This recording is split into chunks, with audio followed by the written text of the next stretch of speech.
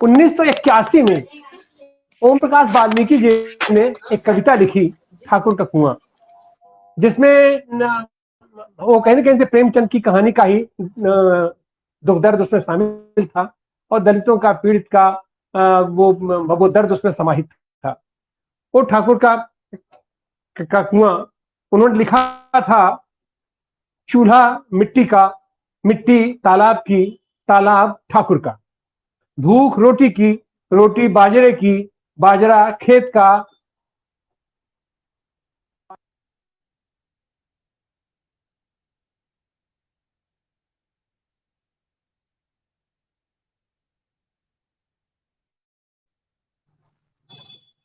रोटी बाजरे की, बाजरा खेत का, खेत ठाकुर का, बैल ठाकुर का, हल ठाकुर का, हल के मूठ पर हथेली अपनी, फसल ठाकुर की, कुआं ठाकुर का, पानी ठाकुर का, खेत ठाकुर का, गली मोहल्ले ठाकुर की, फिर अपना क्या, गांव शहर देश।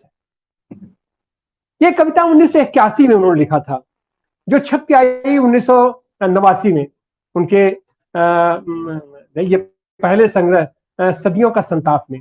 उस समय भी इस पर कोई बहुत प्रतिक्रिया नहीं हुई, कोई हिंसात्मक प्रतिक्रिया नहीं हुई। लेकिन आजादी के 75 साल बाद, हमारा यह संविधान लागू होने के 75 साल बाद, कल अपने 23 तारीख को नए संसद भवन में बहुत सारी नए प्रतिमान गढ़े गए। उसमें एक यह भी था कि बिहार के राष्ट्रीय जनता दल के ये राज्यसभा सदस्य ये मनोज झा जी ने इस कविता का वहां पाठ किया, और उसके एक हफ्ते बाद उन्हीं की पार्टी से एक सांसद उस पर उन्हें थ्रेटनिंग किए कि अगर मैं रहता राज्यसभा में तो मैं उनकी जीभ खींच करके और अध्यक्ष के आसन की तरफ फेंक देता। और फिर उसके बाद आज की तारीख में थ्रेटनिंग मिल रही है कि इससे तो एक जाति विशेष का अपमान किया जा रहा है, उसको अपमान किया गया। अब कौन समझाए साहित्यिक विधा क्या होती है, साहित्य में प्रतिमान क्या होते हैं, उसका दर्द क्या होता है, कवित्व भाव क्या होता है। इतने असंवेदनशील हमारे प्रतिनिधि हो गए हैं। लोहिया जी कहा करते थे, जब सड़कें सूनी हो जाएंगी तो संसद आवारा हो जाएगा। वही स्थिति कहीं न कहीं से दिखाई पड़ रही है। आज हमारी संसद आवारा हो गई है, और संसद में कैसे कैसे लोग पहुंच गए हैं, कैसे कैसे लोग पहुंच गए हैं।